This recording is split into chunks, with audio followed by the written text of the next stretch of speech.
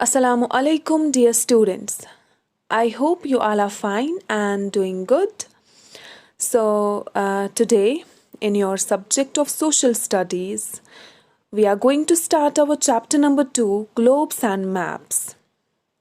Okay, आज हम पहले पढ़ेंगे ग्लोब के बारे में। जब एस्ट्रोनॉट्स स्पेस से अर्थ को देखते हैं तो ये एक बड़ी सी ब्लू बॉल की तरह दिखती है। ऐसा क्यों? क्योंकि जो अर्थ का मेजर पोर्शन है, ज़्यादातर हिस्सा अर्थ का वाटर से कवर्ड है। ज़्यादातर हमें पानी मिलता है अर्थ में, ठीक? इसीलिए ये ब्लू बॉल की तरह दिखती है। अब इस अर्थ को स्टडी करने के लिए, इसको समझने के लिए एक मॉडल बनाया गया है जिसको हम ग्लोब बोलते हैं। तो ग्लोब क्या है? एक छोटा सा मॉडल है, एक रिप्रेजेंटेशन है अर्थ की, जिससे हम क्या करते हैं, अर्थ के बारे में समझते हैं। हम इसमें अर्थ के डिफरेंट कॉन्टिनेंट्स देख सकते हैं, कंट्रीज देख सकते हैं, ओशंस देख सकते हैं। ओके, ये हमें बराबर वही रिप्रेजेंटेशन देता है जैसी हमारी ज़मीन है, जैसे इस पे ओशंस हैं, लैंड है। इसके अलावा ग्लोब से हम अर्थ की मूवमेंट्स भी समझ सकते हैं। अर्थ की एक मूवमेंट होती है अपनी ही एक्सिस पे, जिसे हम रोटेशन बोलते हैं, वो भी हम ग्लोब से समझ सकते हैं। एक्सिस क्या है? ये एक इमेजिनरी लाइन है, विच मीन्स ये अर्थ में सच में नहीं है, ये हम इमेजिन करते हैं, तभी हम इसको इमेजिनरी लाइन बोलते हैं समझने के लिए। ग्लोब पे हम इसको जब दिखाते हैं तब हम इसको एक्सिस बोलते हैं। तो अर्थ की जो इमेजिनरी लाइन है वो है एक्सिस, जिस पे ये रोटेट होती है अर्थ। ओके, उस लाइन को हम एक्सिस बोलते हैं और उस मोमेंट को हम रोटेशन बोलते हैं। ये imaginary line north pole to south pole join होती है। नॉर्थ पोल यानी कि नॉर्थ साइड से और साउथ पोल यानी कि साउथ साइड से। ओके, ये ज्वाइन होती है और बिल्कुल अर्थ के बीचों बीच ये पास होती है। This is an imaginary line.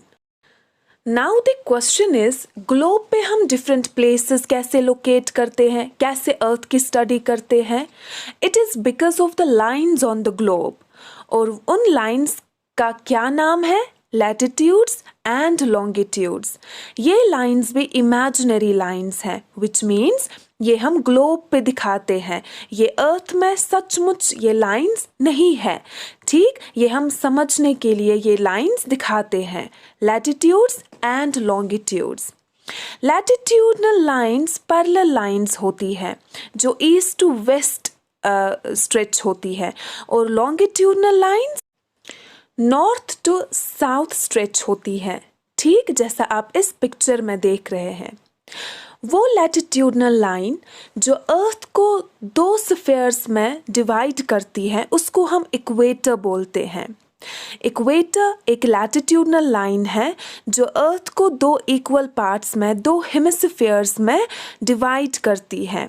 जो अपर पार्ट है इसको हम नॉर्दर्न हेमिस्फीयर बोलते हैं, और जो लोअर पार्ट है इसको हम साउदर्न हेमिस्फीयर बोलते हैं। अब वो लॉन्गिट्यूडनल लाइन जो अर्थ को ईस्टर्न हेमिस्फीयर और वेस्टर्न हेमिस्फीयर में डिवाइड करती है, उसको हम प्राइम मेरिडियन बोलते हैं। तो what are maps? A diagrammatic representation of an area of land or sea showing physical features, cities, roads, etc. Map क्या होता है? मैप एक डायग्राम होती है, एक ड्राइंग होती है जो आप किसी भी पेपर पे बनाओगे, किसी भी साइज का, ठीक है?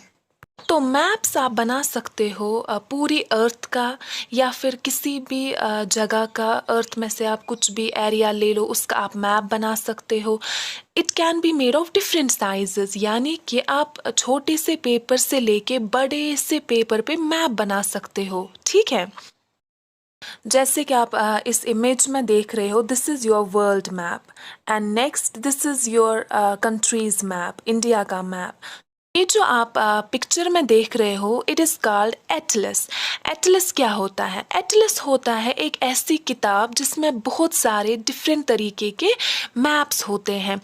इसमें आपको पॉलिटिकल मैप्स मिलेंगे, इसमें आपको क्लाइमेट मैप्स मिलेंगे, वेजिटेशन मैप्स मिलेंगे, अलग अलग तरीके के मैप्स मिलेंगे। वर्ल्ड मैप होगा, इसमें कंट्रीज़ के मैप्स होंगे। ठीक है, तो जो किताब मैप्स की होती है उसको हम बोलते हैं एटलस।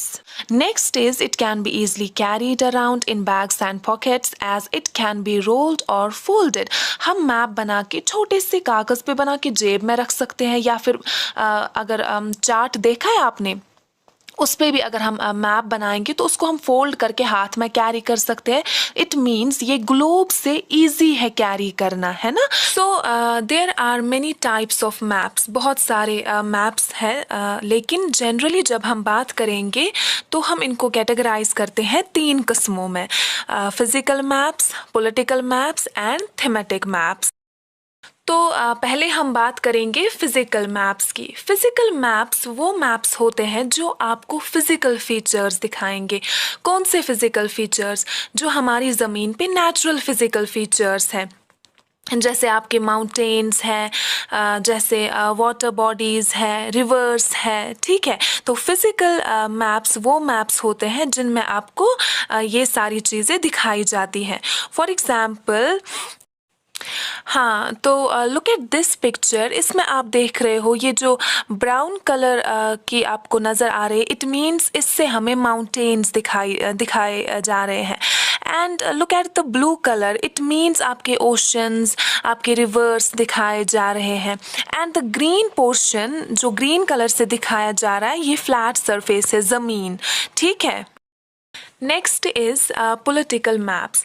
वो मैप्स जिनमें आप अपनी कंट्री दिखाते हो, कंट्रीज़ की स्टेट्स दिखाते हो, और डिफरेंट बाउंड्रीज़ लोकेट करते हो, किस स्टेट की बाउंड्री कहाँ तक है ये आप लोकेट करते हो, वो होता है पॉलिटिकल मैप। पॉलिटिकल मैप में आप कैपिटल सिटी भी मार्क करते हो। कैसे? एक जहाँ पे आपकी कैपिटल सिटी है, फॉर एग्जांपल हमारी श्रीनगर है, जहाँ पे श्रीनगर है वहाँ पे आप छोटा सा सर्कल बनाओगे और सर्कल के अंदर एक छोटा सा डॉट, ये समझ में आएगा कि ये इस जगह की कैपिटल सिटी है। ये रहा आपका political map. Next we have city guide map. इसके नाम से ही समझ आता है कि ये हमें क्या गाइड करता है। ये मैप हमें सिटी दिखाता है। फॉर एग्जांपल, अगर हम कहीं जाएंगे एज अ टूरिस्ट और हम वहाँ पे हमें पता नहीं होगा होटल्स कहाँ पे हैं, रेलवे स्टेशन कहाँ पे हैं, तो वहाँ पे हम सिटी गाइड मैप का इस्तेमाल करेंगे और ये हमें दिखाएगा वहाँ के होटल्स कहाँ पे हैं, वहाँ का रास्ता कहाँ से जाता है रेलवे स्टेशन की, और बस टर्मिनल्स कहाँ पे हैं, बस स्टॉप्स कहाँ पे हैं। मैप में जो भी इंफॉर्मेशन दी होती है उसको समझने के लिए हम कुछ चीज़ों का इस्तेमाल करते हैं, जैसे कि सिंबल्स या फिर कलर्स या फिर डायरेक्शंस। फॉर एग्जांपल, हम जब कलर्स की बात करते हैं, ग्रीन कलर से हम रिप्रेजेंट करते हैं लैंड, या फिर ब्राउन कलर से हम रिप्रेजेंट करते हैं माउंटेन्स, ब्लू कलर से हम रिप्रेजेंट करते हैं वाटर, ओशंस, सीज। राइट ये जो आप नीचे इंडेक्स जैसा देख रहे हो, जहाँ पे ये कलर्स बॉक्स छोटे छोटे हैं, इन्हीं से हम दिखाते हैं। फॉर एग्जाम्पल, मैंने मैप में किसी कंट्री का कलर ब्लू कर दिया, ऊपर देखो आप जम्मू एंड कश्मीर का, तो मैंने इंडेक्स में नीचे जहाँ पे लेजेंड लिखा है उधर मैंने एक छोटा सा बॉक्स बना के उसमें ब्लू कलर कर दिया और साइड में लिख दिया कोल्ड, यानी कि इस एरिया में, ये जो आप मैप में देख रहे हो, इसमें इस एरिया में कोल्ड, ये ठंडा वाला एरिया है, विच मीन्स वहाँ पे ठंड होती है। Now directions. मैप में जो रिप्रेजेंट किया गया है उसको समझने के लिए आपको ये पता होना चाहिए कौन सा डायरेक्शन किस साइड से है। ठीक है, आपको पता होना चाहिए ईस्ट कहाँ दिखाती है, वेस्ट कहाँ है, नॉर्थ कहाँ एंड साउथ कहाँ दिखाती है। और हर एक मैप में ये हमेशा दिया जाता है, जिस वजह से हम क्या कर पाते हैं, इजीली आइडेंटिफाई कर पाते हैं डायरेक्शंस। तो हमारे पास क्या क्या डायरेक्शंस हैं? North, south, east and west. हर एक मैप में आपको ऐसे मेनली मैप्स में ऐसे एरो होता है, इट मीन्स अपवर्ड्स, हमेशा वो होती है नॉर्थ वाली डायरेक्शन, ये दी होती है ऑलवेज। तो जब आपको नॉर्थ पता है इट मीन्स आपको बाकी डायरेक्शंस इजीली पता चलेंगी। नॉर्थ के डाउनवर्ड साउथ है, नॉर्थ के राइट में ईस्ट है, नॉर्थ के लेफ्ट में वेस्ट है। तो हमारे पास मेनली 4 डायरेक्शंस हैं, नॉर्थ, साउथ, ईस्ट, वेस्ट। इन मेन डायरेक्शंस को हम बोलते हैं कार्डिनल डायरेक्शंस। ये डायरेक्शंस हमें किस में मदद करती है? मैप पे कोई भी जगह लोकेट करने में, ठीक है। इन डायरेक्शंस के बिना पे आप देखो साउथ साइड से हमें क्या मिल रहा है? साउथ साइड से हमें मिल रहा है Indian Ocean, bay of Bengal east side से है, ऐसे अरबियन सी वेस्ट साइड से है। तो हमें प्लेसेस या ओशंस लोकेट होते हैं डायरेक्शंस से। I hope this is clear. So this is it for the day. Take care. अल्लाह हाफिज।